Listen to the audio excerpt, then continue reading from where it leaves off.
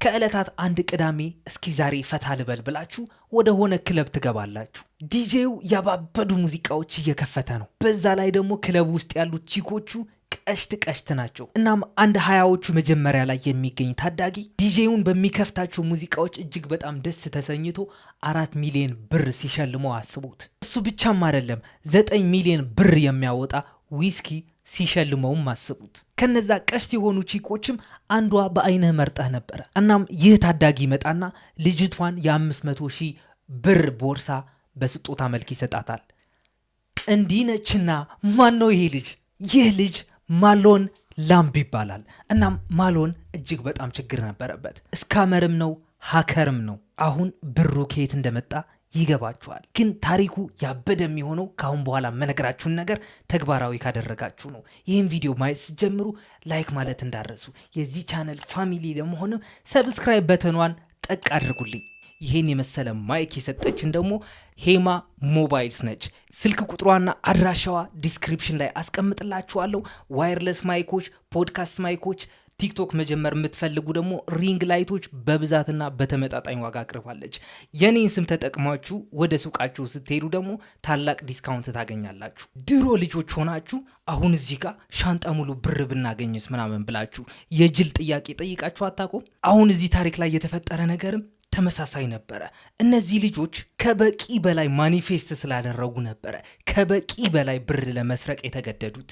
ብሩ ስንት ነበረ ካላችሁኝ 242 ሚሊዮን ዶላር ነበረ። ግን አሁን ጉዳዩን ትንሽ ወደ ኋላ መልሰውና እንዴት ለመስረቅ እንደተገደዱ እድሜያቸውስ ስንት ነበረ የሚለውን ነገር በደንብ ዘርዘር አድርገን ማየት እንጀምራለን። እነዚህ ጎረምሶች 240 ሚሊዮን ዶላር የሚያወጣ ቢትኮይን ገና መዝረፋቸው ነበረ። ብሩን ሲዘርፉት ባንክ ቤት ሽጉጥ ይዘው ገብተው አምጣ ምናምን ብለው አይደለም የዘረፉት፣ ሃከሮች ነበሩ። ሃከሮቹም ይህንን ያክል ዶላር እንደዘረፉት ስለታወቀባቸው ከሃከሮቹ አንዱ ወላጆቹን ተጠልፈውበት ወይም ኪድናፕ ተደርገውበት ነበረ። ምክንያቱም ወላጆቹን ጠልፈው ወስደው ብር ለመቀበል ስለፈለጉ ነበረ። እናም አያችሁ ከ240 ሚሊዮን ዶላር ስርቆቱ በፊት ማይንክራፍት የሚባል ጌም ነበረ። እናም ይሄን ጌም 24 ሰዓት ሙሉ ቁጭ ብሎ የሚጫወት ልጅ ነበረ። ማሎን ደግሞ ማይንክራፍት ላይ ግሪቪስ በሚል ዩዘርኔም የሚታወቅ ልጅ ነው። እናም ማይንክራፍት ጌም ስትጫወቱ አካውንቱ በነፃ አይደለም የምትከፍቱት፣ $30 መክፈት አለባችሁ። በግሩፕ ሆናችሁ ለመጫወት ደግሞ ሰርቨር ያስፈልጋችኋል። እናም ማሎን ይጫወትበት የነበረው ሰርቨር ደግሞ ኮዝሚክ ፒቪሲ ይባላል። እዚህ ሰርቨር ላይ ማለት ደግሞ ኮዝሚክ ፒቪሲ ላይ ደግሞ የጥቁር ገበያ እንደ አሸን ነበረ። ብዙ ሰዎች የተሰረቁ አካውንቶች እየመጣ ይሸጥ ነበረ። የተሰረቁ ዩዘርኔሞች ወይም የተጠቃሚ ስሞች አዲስ አካውንት ስትከፍቱ $30 መክፈት አለባችሁ። እዚህኛው ሰርቨር ላይ ግን አንድ አካውንት $1 ትገዙታላችሁ። ከዚህ ሁሉ የበለጠ ደግሞ ለብዙ ስራና ለብዙ ማጭበርበር ስካሚንግ የሚጠቀሙበት ሲም ስዋፒንግ የሚባል ቴክኒክ እዚህ ቦታ ላይ ይገኛል። ሲም ስዋፒንግ ማለት ኮል ፎርዋርዲንግ እንደምንለው አይነት ሆኖ ቴክስት ሜሴጅም ሆነ የምትደዋወሉት ስልክ ወደ እነሱ ማስተላለፍ ማለት ነው።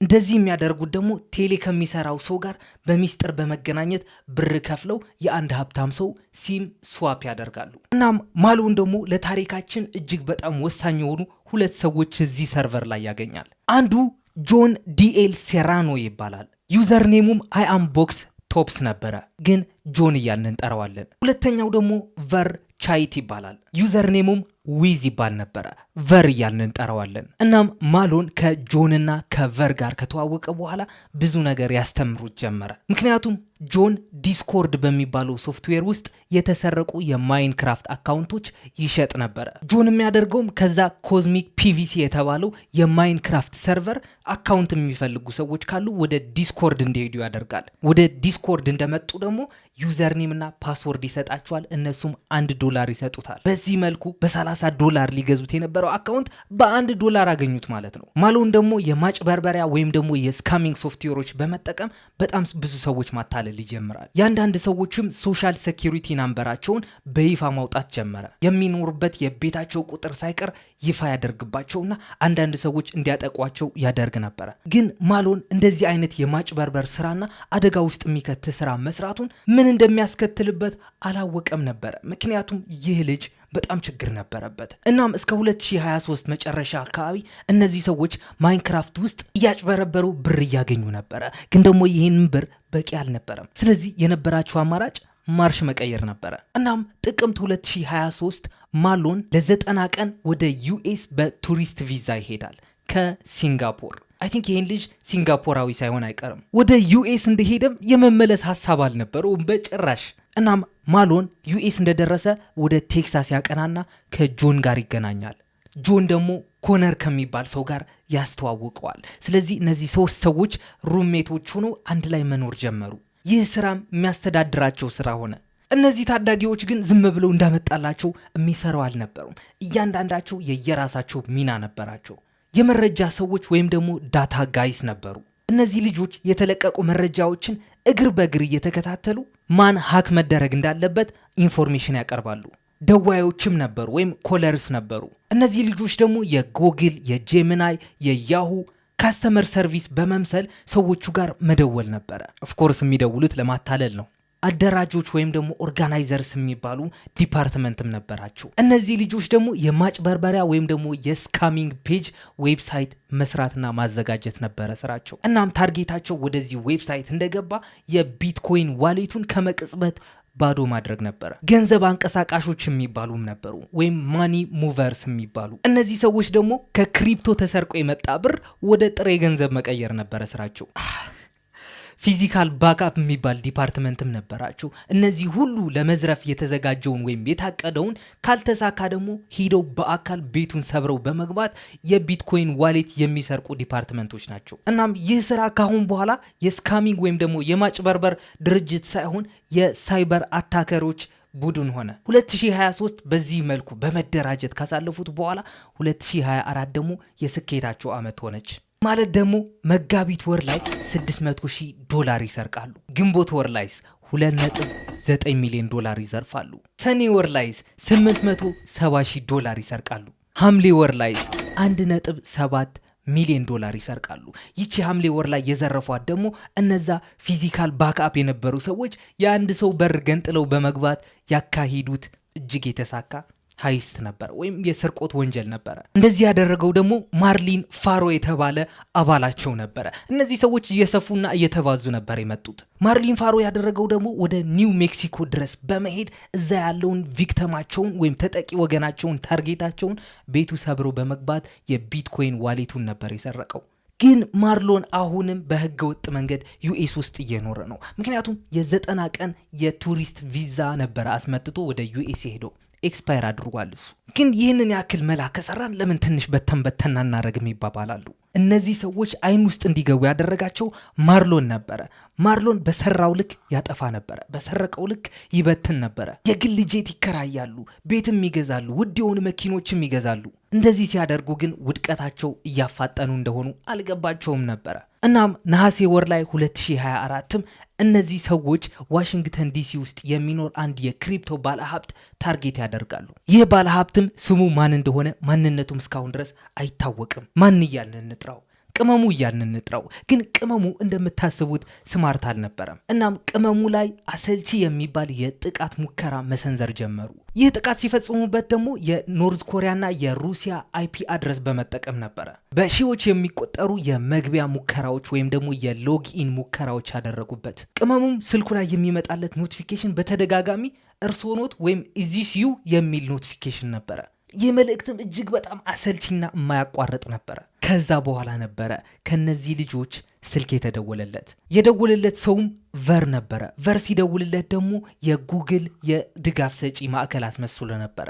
ቨርም አቶ ቅመሙ ጋር ሲደውል አቶ ቅመሙ ይኸው አካውንቱ ብዙ ጊዜ የሳይበር ጥቃት እየደረሰበት ነው፣ ለምን ኮዱን ወይም ደግሞ ኦቲፒውን አያነቡልኝም ይላቸዋል። ቅመሙም እምቢ አላለም። እነዛ ኦቲፒዎች ወይም ደግሞ ሎጊን ስታደርጉ ፓስወርዳችሁን ስትረሱት ጊዜ ኮንፊርሜሽን ኮድ ይላክላችሁ የለን፣ እነሱ ኮዶችን አነበበለት። እነዚህ ልጆች የጂሜል አካውንቱን ተቆጣጠሩ። ይህ ቁጥር 1 እቅዳቸው ነው። በዚህ ጂሜል አካውንትም የጄሚናይ አካውንት ያገኛሉ። ከፍተኛ ገንዘብ ወይም ክሪፕቶ የያዘ ዋሌትም ያገኛሉ። ስለዚህ ጥቃቱን አባባሱት። አንድ ጊዜ ደውለው ዝም አላሉም። ለሁለተኛ ጊዜ የጄሚናይ የድጋፍ ሰጪ አስመስለውም ይደውሉለታል። አቶ ቅመሙ ጄሚናይ አካውንት ውስጥ ያለውን የክሪፕቶ ባላንሶን ወደ ደህንነቱ የተጠበቀ አካውንት ትራንስፈር ያድርጉት ይላቸዋል። አቶ ቅመሙም ምንም አያመነቱም። ወዲያውን እሺ ነበር የሚሉት። በዚህ መንገድ $3 ሚሊዮን ወደ ሴፍ የተባለውን አካውንት ያዛውራል። አሁንም ድረስ እነዚህ ልጆች መደወል አላቆሙም። አቶ ቅመሙ አይሰለቸውም ነው የምላችሁ። እያነሳ ሃሎ ነው፣ እያነሳ ሃሎ ነው። ቀጥሎም ደግሞ ምን እንዲያደርግላቸው ቢያሳምኑት ጥሩ ነው። ኤኒ ዴስክ የተባለ ሶፍትዌር ኮምፒውተሩ ላይ እንዲጭን። አሁን ኤኒ ዴስክ የተባለውን ሶፍትዌር ምን እንደሆነ የማታውቁ ሰዎች፣ እኔ ሀከር ከሆንኩኝ ወይም ደግሞ የአይቲ ሳፖርት ሰው ከሆንኩኝ ኮምፒውተሬ ላይ ኤኒ ዴስክ ጭናለሁ። ከዛ በኋላ እናንተ ኤኒ ዴስክ እንድትጭኑ አደርጋችሁና ኤኒ ዴስክ ላይ የሚያመጣላችሁ ኮድን እንድትነግሩኝ አደርጋለሁ። ኮዱን ከነገራችሁኝና እኔ ኤኒ ዴስክ ኮምፒውተር ላይ ያለውን ካስገባው ቁጥሩ የእናንተ ኮምፒውተር ምን እንደምትሰሩ በደንብ ያሳየኛል። ሁሉም ነገር የምትላላኩት ነገር፣ የምትጻጻፉት ኢሜይል፣ ፓስወርዱን ሙሉ በሙሉ ኮምፒውተራችሁ በእኔ ቁጥጥር ስር ይሆናል ማለት ነው። በዚህ ሰዓት ነበረ 4064 ቢትኮይን ዋሌት ውስጥ እንዳለ ያዩት። ይህ ቢትኮይን ደግሞ በግምት እስከ $240 ሚሊዮን ያወጣ ነበረ። እናም ይህንን ቢትኮይን እንዳዩም አቶ ቅመሙ ጋር ይደውላሉ። አቶ ቅመሙ አይሰለቸውም። ሃሎ ሲላቸው የቢትኮይን ዋሌቶን ኮፒ አድርጉት ይሉታል። እናም እነዚህ የክሪፕቶ ዋሌቶች ደግሞ ወደ ዋን ድራይቭ የተባለ ሶፍትዌር ኮፒ እንዲያደርግ ያደርጉታል። እነዚህ ሰዎች ደግሞ ቀድሞ የአቶ ቅመሙ የዋን ድራይቭ ዩዘር ኔምና ፓስወርድ ይዘው ነበረ። እናም አቶ ቅመሙ ፋይሉን ኮፒ እንዳደረገው ማሎን ምን ቢያደርግ ጥሩ ነው? እነዚህ የቢትኮይን ዋሌቶች ዳውንሎድ ያደርጋቸዋል። እናም ሄዱ ወደ ቢትኮይን ሶፍትዌር ያስገባዋል። ከዛ በመቀጠል 3 ትልቅ የተባሉ ግብይቶችን ይፈጽማል። ግብይቶች ፈጸመ ማለት ደግሞ ሁሉንም ነገር ዘረፈው ማለት ነው። ከዛ በኋላ ዲስኮርድ በተባለ ሶፍትዌር እነዚህ ልጆች ተሰባስበው ግሩፕ ላይ ማውራት ይጀምራሉ። $242 ሚሊዮን እኮ ነው የዘረፍነው፣ አላምንም፣ እኔ አላምንም። እንደዚህ ሆነ ወሬያቸው። አሁን በኋላ አንሰርቅም፣ በቃ አበቃልን ምናምን ሲባባሉ ጉዳዩ ግን ገና እየጀመረ ነበረ። ምክንያቱም እንዴት መሰላችሁ? ቢትኮይን ትራንስፓረንት ነው፣ በጣም ግልጽ ነው። የምታደርጓትን ትራንዛክሽንና ግብይት ፋይሉ ላይ ይቀመጣል። $242 ሚሊዮን እጥብ ካረጉት ከ17 ደቂቃ በኋላ እንደዚህ ያደርጋሉ። የሰንሰለት መበታተን ወይም ደግሞ ፒል ቼይኒንግ የሚባል ጉዳይ ውስጥ ይገባሉ። ይህም በጣም ብዙ አማውንት ያለውን ቢትኮይን እየቀናነሱ ወደ ተለያየ ዋሌቶችን መከፋፈል ነበረ። ሁለተኛው ያደረጉት ነገር ደግሞ ቼይን ሆፒንግ የሚባል ነገር ነው። ቢትኮይኑን ወደ ሌላ አይነት ክሪፕቶ የመቀየር ስራ ማለት ነው። ላይት ኮይን፣ ኢቴሪየም፣ ሞኔሮ ወደሚባሉ ክሪፕቶዎች ቀየሯቸው። ገንዘቡ እጅግ በጣም ደካማ የሆነ ቁጥጥር ያላቸውን ኤክስቼንጆች ውስጥ ያልፋል። አላማቸውም የገንዘቡ ምንጭ እንዳይታወቅባቸው ነው። ይህ በእንዲህ እንዳለ ግን ይህ ዲስኮርድ በሚባለው ሶፍትዌራቸው ላይ ግን ይህንን ብር ከያዝን አይቀርማ የምንገዛው ነገር እዚሁ ላይ ሊስት እናድርግ ይባባላሉ። ከዛ በኋላ ብሩን ማባከን ይጀምራሉ። ማሎን $250,000 ለአንድ ጊዜ መጠጥ ወጪ ያወጣ። እሱ ብቻ እንዳይመስላችሁ በአንድ ምሽትም $300,000 ያወጣበት ጊዜም ነበረ። በሌላ ምሽትስ $500,000 ያወጣል። ሌላ ቀንም ሀብታሞኛለሁ እኮ በማለት እስከ $2 ሚሊዮን ያወጣበት ምሽትም ነበረ። ለዲጄዎቹም የሚወደውን ሙዚቃ ስለከፈቱለት ብቻ $25,000 ይሸልማቸዋል።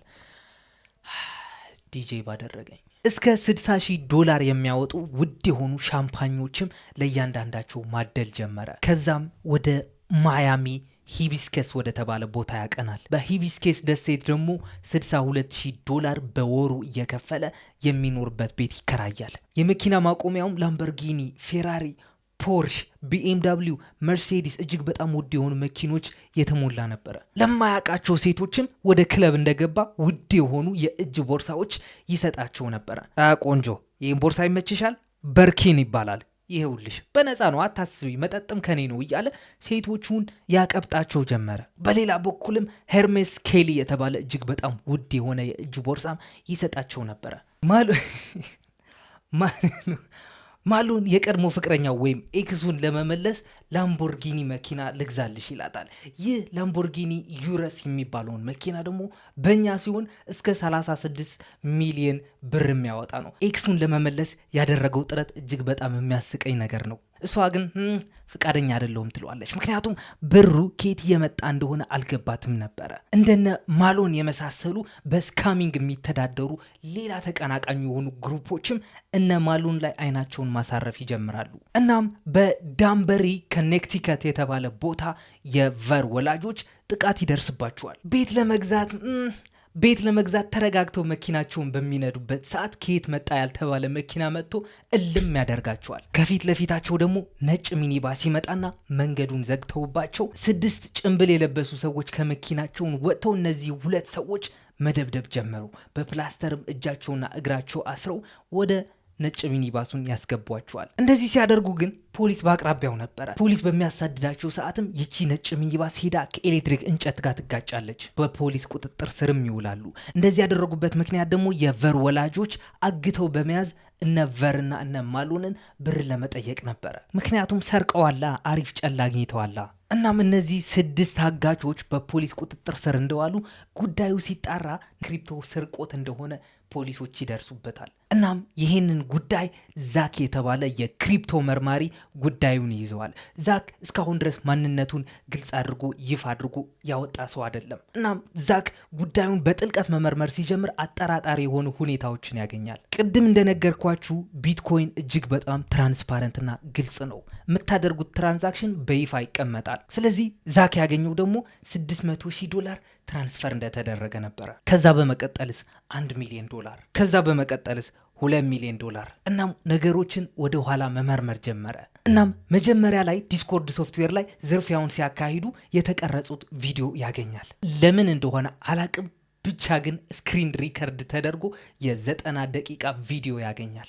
ዛክ ደግሞ ይህንን ቪዲዮ ሲመለከት ቨር ሙሉ ስሙን ተናግሮ ነበር እዛ ቪዲዮ ላይ። ወንጀሉን እየፈጸመ እያለ ደግሞ ፌራሪ 812 ፕራይሷ ስንት ነው ብሎ ጉግል ሲያደርግም መረጃ ያገኛል። ስለዚህ ወጥመዷ እየጠበበች መጣች። እናም ጆን ዳንኤል ማለት ደግሞ ጆን ዲኤል ከማልዲቭስ ደሴት ለሽርሽር ሂዶ እየተመለሰ ያለ ሎስ አንጀለስ ኤርፖርት ውስጥ ይታሰራል። በዛን ሰዓት ደግሞ የጆን ፍቅረኛ ጆን እኮ ታሰረ ብላ ለማሎን ትነግራቸዋለች። ማሎን በዛን ሰዓት ፈርቶ ስልኩን የገነጣጥለውና ወደ ባህር ይወረውረዋል። ብቻ ግን የት እንደሚኖር ታወቀበት። ፖሊሶቹም ወደ ቤቱ ድረስ በመምጣት ቤቱን መፈተሽ ይጀምራሉ። እነዛ የቅንጦት መኪኖች፣ ውድ የሆኑ የእጅ ሰዓቶች ወረሱበት። አንዳንድ የክሪፕቶ ዋሌቶችም ነበሩት፣ እነሱም እጥብ አረጉበት።